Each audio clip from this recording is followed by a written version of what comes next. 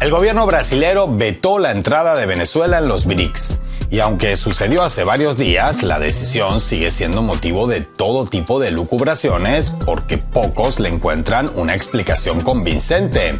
Empezando por la propia Brasilia, que ha cambiado tantas veces de versión que con cada aclaración oscurece un poco más.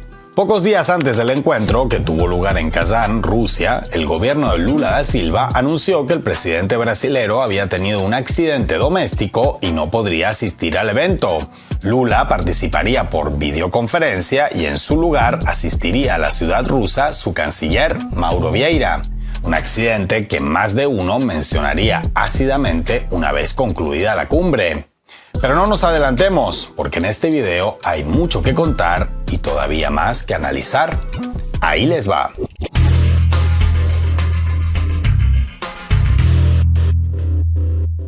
La reciente cumbre de Kazán tenía todo para que transcurriera sin mayores contratiempos. Sin contratiempos para los integrantes presentes y futuros del BRICS, no para sus rivales, valga la aclaratoria. Y así fue en gran medida, tal como les contamos en el video que dedicamos al tema muy recientemente. El grupo de países, que ya vivió una considerable ampliación el año pasado, estudiaba en este encuentro seguir ampliándose, pero de forma algo más gradual, para dar tiempo a asimilar ese reciente crecimiento. Así, los nuevos ingresos se harían a partir de esta cumbre con una nueva figura, la de socios. Entrar como país asociado sería el paso previo a la posterior membresía plena. No eran pocos los aspirantes y no fueron pocos los que obtuvieron el estatus de socios en Kazán. 7 países asiáticos, 3 africanos, 2 latinoamericanos y 1 europeo se sitúan desde ya en la antesala de la integración total. Pero hubo una ausencia que sorprendió a más de uno, sobre todo teniendo en cuenta que era uno de los aspirantes que más entusiasmo generaba entre los integrantes del BRICS, la República Bolivariana de Venezuela. Sin embargo, las decisiones sobre ingresos de más países al grupo, tanto de nuevos miembros como de nuevos socios, deben tomarse por consenso, y aunque solo uno se opusiera al ingreso de Venezuela, esta quedaría por fuera. Y lo que empezó como un rumor durante la cumbre se confirmaría casi al concluir. Un miembro del grupo se oponía a que Venezuela entrase como socio, y no cualquier miembro. Uno de los 4 fundadores y, para más señas, el que aporta la primera sigla del grupo. Hablamos de Brasil. De inmediato, tras un brote de relativa incredulidad entre internautas y analistas, comenzó a surgir la pregunta: ¿por qué? ¿Por qué Brasilia vetó la entrada de una nación latinoamericana en un grupo que impulsa la multipolaridad y, por tanto, necesita más voces y peso regional latinoamericano? Y teorías hubo decenas, por no decir centenares, pero podemos clasificarlas a grandes rasgos en 5 grupos. Una de las hipótesis sería que Brasil quiere seguir siendo, de lejos, la nación latinoamericana de mayor peso económico en los BRICS, sin nadie que le haga sombra. Actualmente, debido principalmente a las sanciones en su contra, Venezuela no sería rival en ese aspecto. Pero eso podría cambiar justamente con Caracas integrada plenamente en los mecanismos del grupo. De ser cierta esta hipótesis, las autoridades brasileras tendrían un concepto bastante peculiar de multipolaridad e integración regional. Pero bueno, no sería la primera disonancia entre discurso y acción en la historia de la geopolítica. Otra teoría en una línea similar apunta a que la decisión de Brasilia es política de Estado y va mucho más allá de los BRICS. Según este enfoque, regionalmente, Brasil tendería a comportarse de una forma semi-imperial, guiado por una cancillería que sería de facto la más pura expresión de un Estado profundamente ligado a Washington, con tal convencimiento que siguen sus lineamientos sin necesidad de ser presionados para hacerlo. Pocas veces Itamaraty, el edificio sede de la Cancillería brasilera, fue tan mencionado a nivel global en tan poco tiempo como en estos días. Por supuesto, en lugar de una vocación natural a imitar al Departamento de Estado, muchos ven en la decisión de Lula fuertes presiones desde Estados Unidos en este caso concreto.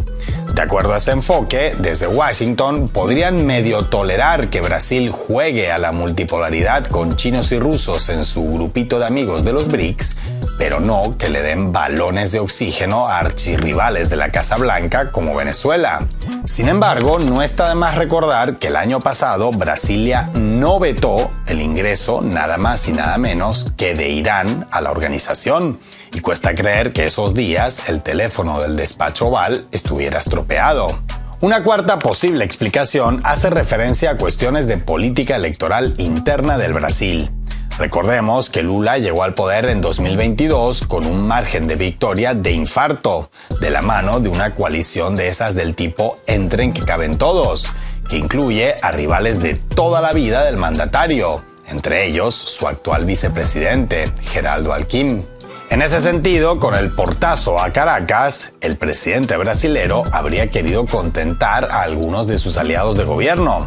Pero si esa era la idea, no parece haber funcionado demasiado, a tenor de los resultados de las elecciones municipales celebradas pocos días después del veto, en las que el partido de Lula y sus aliados consiguieron resultados más bien magros, por ser suaves.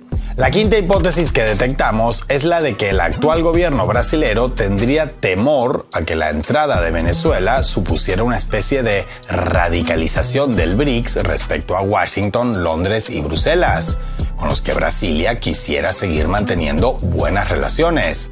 Es decir, según ese enfoque, el gigante sudamericano aspira a obtener beneficios tanto de los polos geopolíticos multipolaristas como de los unipolaristas, y la entrada de los revoltosos bolivarianos en el grupo perturbaría ese equilibrismo al que aspiraría el ejecutivo de Lula.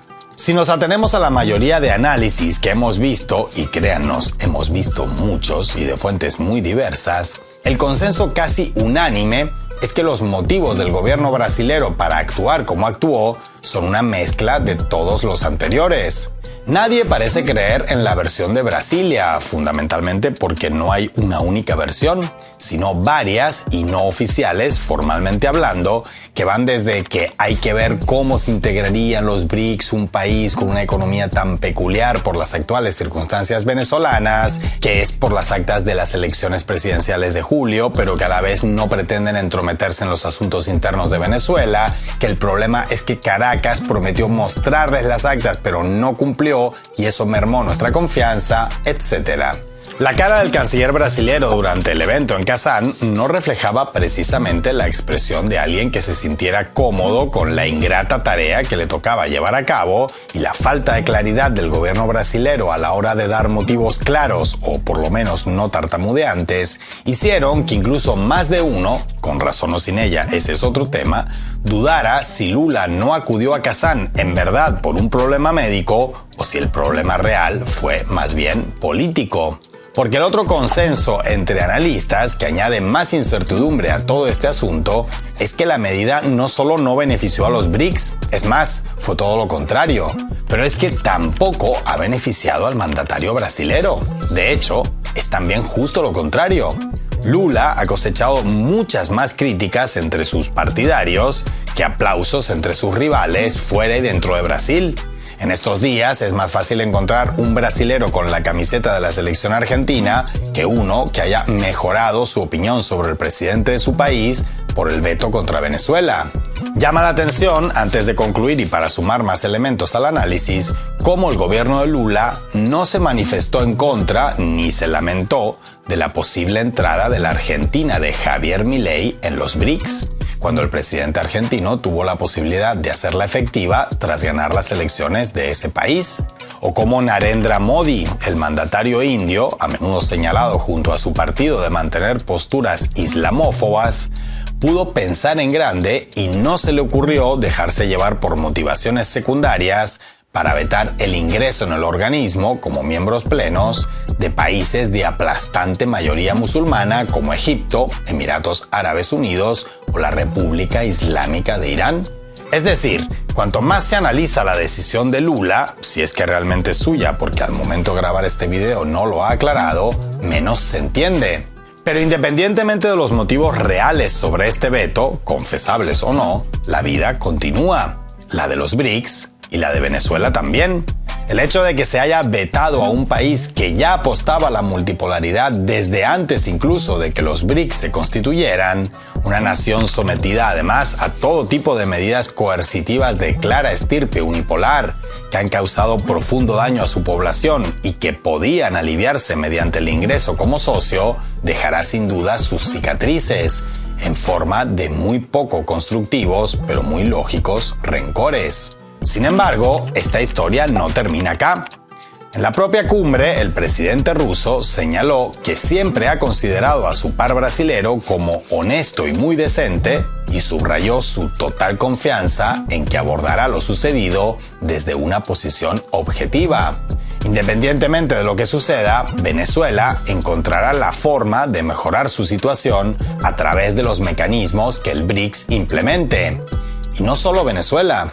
Porque más allá del organismo y sus potencialidades, realidades y contradicciones, la multipolaridad no es ya solamente un tren que no puede detenerse, sino que tiene espacio de sobra para quien quiera subirse a bordo.